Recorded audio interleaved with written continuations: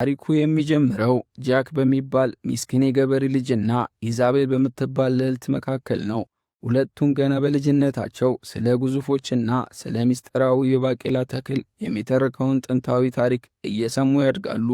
ያ ተረት ግን ዝም ብሎ ተረት ሳይሆን እውነተኛ ታሪክ መሆኑን የሚያውቁት በአጋጣሚ ሲገናኙ ነው። ጃክ ፈረሱን ለመሸጥ ወደ ከተማ ይሄዳል።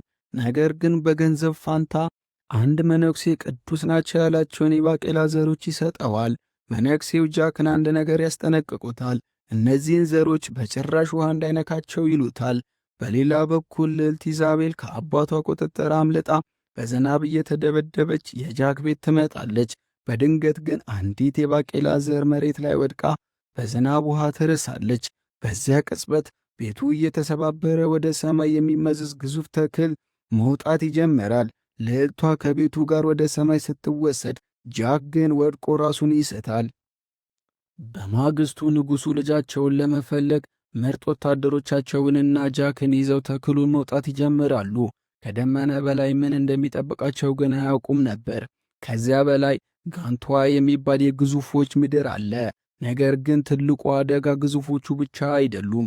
ከወታደሮቹ መካከል ሮድሪክ የተባለ ክፉ ሰው አለ። እሱም ጥንታዊውንና ግዙፎቹን ማዘዝ የሚያስችለውን የአስማት ዘውድ በድብቅ ይዟል። ዓላማው ግዙፎቹን ተጠቅሞ የሰዎችን ዓለም መቆጣጠር ነበር። እዚህ ጋ ነው ነገሩ የሚካረረው። ግዙፎቹ ሰዎች እንደ ምግብ ነው የሚያዩዋቸው። ጃክ ግን በብልሃቱ ልዕልቷን ከግዙፎቹ ኩሽና ውስጥ ሊያወጣት ይሞክራል። ሮድሪክ ዘውዱን ተጠቅሞ ግዙፎቹን ማዘዝ ሲጀምር ነገሮች ከቁጥጥር ውጪ ይሆናሉ። ታላቁ ጦርነት ይነሳል። ግዙፎቹ ለብዙ ዘመናት የታሰሩበት ምድር ተከፍቶላቸው ወደ ታች ወደ ሰዎች ዓለም ለመውረድ ይዘጋጃሉ። ጃክና ጓደኞቹ ተክሉን ቆርጠው ለመጣል ቢሞክሩም ግዙፎቹ ግን ሌላ አማራጭ አግኝተዋል። አሁን ነገሮች ለሰዎች ዓለም በጣም አስፈሪ ሆነዋል። ግዙፎቹ በታላቁ ተክል አማካኝነት ወደ ምድር ወርደው የንጉሡን ቤተ መንግሥት ከበውታል።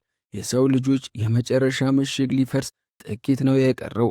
ግዙፎቹ በቁመታቸው የቤተ መንግሥቱን ግንብ እንደ አሻንጉሊት እየሰባበሩት ነው።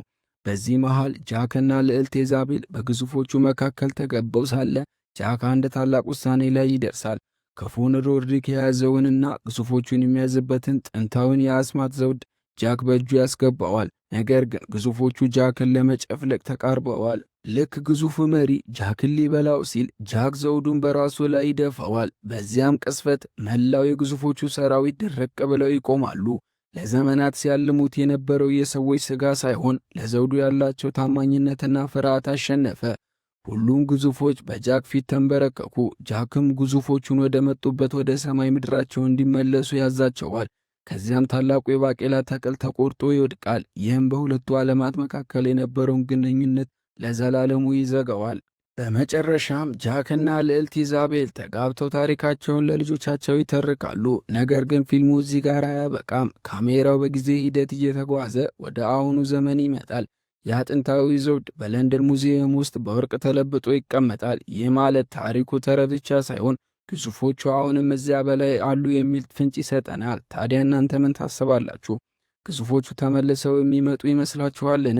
ይህ ፊልም አስደናቂ የሆነ የፈጠራና የትግል ትዕይንቶች አሉት። ፊልሙን ካላያችሁት እንድታዩት እመክራችኋለሁ። አስተያየታችሁን ኮሜንት ላይ ጻፉልኝ። ቪዲዮውን ከወደዳችሁት ላይክና ሰብስክራይብ ማድረጋችሁን እንዳትረሱ። የሚቀጥለው ቪዲዮ እስከምንገናኝ ድረስ ቸር ሰንብቱ።